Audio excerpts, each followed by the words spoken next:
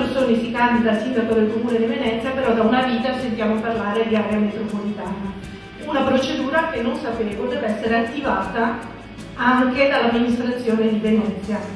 Nel caso diventasse sindaco, intende attivarla o ne parleremo ancora per i prossimi 10 anni? E se sì, con quale confine? C'è una legge del 5 maggio 2009, fatta, la 42, fatta dal governo, che prevede un meccanismo per l'istituzione delle città metropolitane, ma sostanzialmente un meccanismo che le rende impossibili da realizzare, perché non deve essere soltanto il comune a prevederlo, ad avviare l'iniziativa, ma deve essere comunque sempre coinvolta la provincia. E quindi è la provincia che a seguito dell'istituzione della città metropolitana non solo perderebbe poteri, ma sarebbe addirittura soppressa.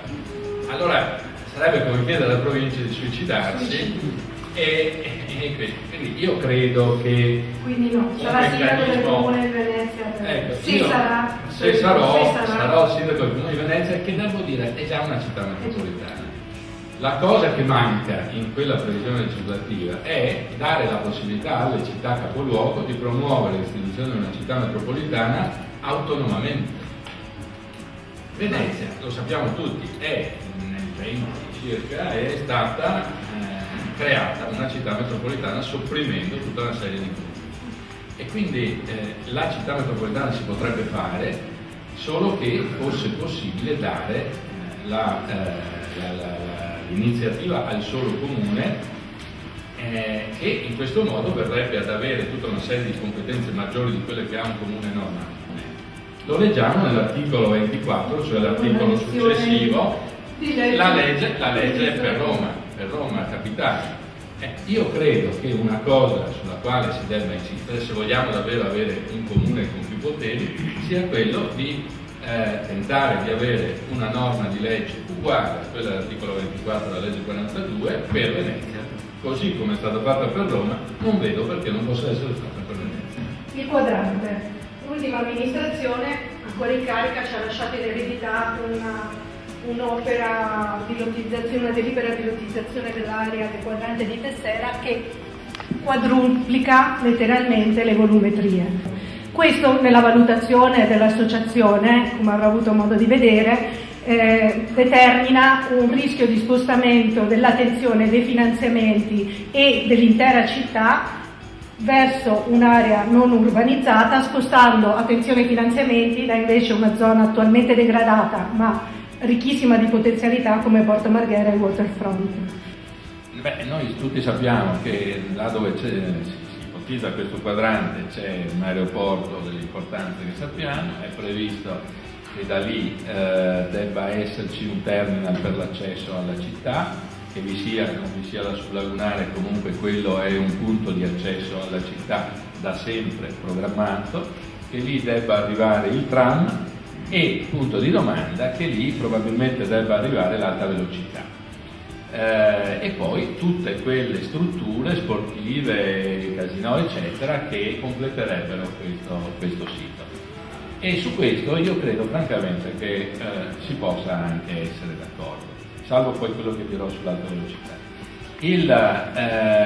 Il problema vero è tutto il contorno, cioè questa quadruplicazione di volumi, soprattutto poi la previsione di un nuovo grosso centro commerciale alle porte della città.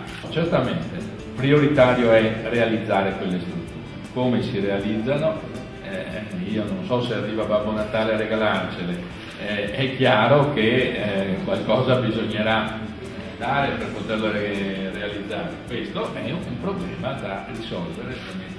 La proposta dell'associazione, del suo progetto, era quella di realizzare al posto della stazione di Mestre una sorta di hub turistico, cioè una sorta di centro che intercetti i flussi, nel cui centro proporre alternative a ventaglio su tutto il territorio in modo tale da distribuire le destinazioni e naturalmente dopo prevedere anche un sistema di navette dei collegamenti verso Venezia e ovviamente verso l'aeroporto. È fantascienza nella sua idea di città e credo che una delle cose da fare sia lavorare sui terminal già previsti, cioè cercare di distribuire l'arrivo sulla Gronda Lagunare, mentre creare l'hub a Mestre finisce per andare nella vecchia linea di imbuto Mestre, il ponte e l'imbuto di accesso a Venezia. Questa è la mia prima impressione, ma per carità ci si può confrontare, ma visivamente io vedo che continua il vecchio schema dell'imbuto che arriva a Venezia, con in più il fatto che si crea una barriera a Mestre che determina anche una minor facilità di accessibilità a Venezia. Sul fronte del turismo, allora qual è la politica che propone l'amministratore? La politica è quella di utilizzare tutte le strutture più moderne di prenotazioni, di controllo degli accessi, dei flussi, ma soprattutto quello di distribuire gli accessi lungo la Gronda Lagunare, sui terminal di Fusina e di Tessera, creare dei percorsi privilegiati per i turisti su quei terminal e fare in modo che da lì si possa accedere alla città attraverso dei sistemi di controllo dei flussi e lasciare invece l'accesso centrale e principale alla mobilità di una città che a mio modo di vedere deve diventare unica, non deve essere, e su questo sono assolutamente d'accordo con la vostra impostazione, che l'idea di città bipolare deve essere assolutamente superata. Insomma, la situazione dell'ospedale civile di Venezia è evidente, cioè, gli stessi medici ogni 6 mesi neanche chiude un reparto, c'è un trasferimento di risorse verso la terraferma. Ora, se comprendendo la pianificazione, le necessità di ridurre i costi, di accentrare certe eccellenze, però si sta arrivando a un punto di non ritorno. Da aspirante sindaco si impegna e in che termini? Sotto questo profilo io credo che debba essere ripreso un rapporto con l'unità sanitaria diverso da quello che c'è stato in questi ultimi tempi, un rapporto di presenza, di dialogo, di confronto e di pretesa di quelle che sono le necessità della popolazione. Io in questo senso ne ho parlato, ho accettato un invito che mi ha fatto il direttore dell'ASL quando ha presentato il suo programma. Sono andato per sentire, perché mi sembrava giusto andare a sentire. In mia presenza ha affermato, sapendo bene che era una delle cose che gli avevo rinfacciato, ha affermato di fronte a tutti che l'ospedale civile di Venezia, San Giovanni e Paola, sarà mantenuto e sarà potenziato. Questo lo ha detto di fronte a un centinaio e forse più di persone, e io non ho motivo per non credergli.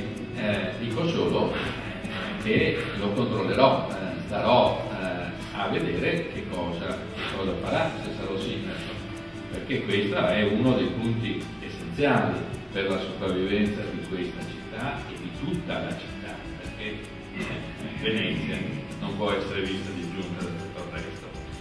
Sotto un altro profilo, io credo che debba essere prestata particolare attenzione a tutta la struttura distrettuale della sanità, che è molto in sofferenza, proprio perché l'attenzione è stata data e i soldi e le risorse sono stati assorbiti da quell'ospedale all'Angelo che c'è a Mestre. Per carità, io adesso non voglio entrare nell'analisi, nelle polemiche di quello che succede. Io dico solo che a mio modo di vedere deve essere prestata una grande attenzione senza dare delle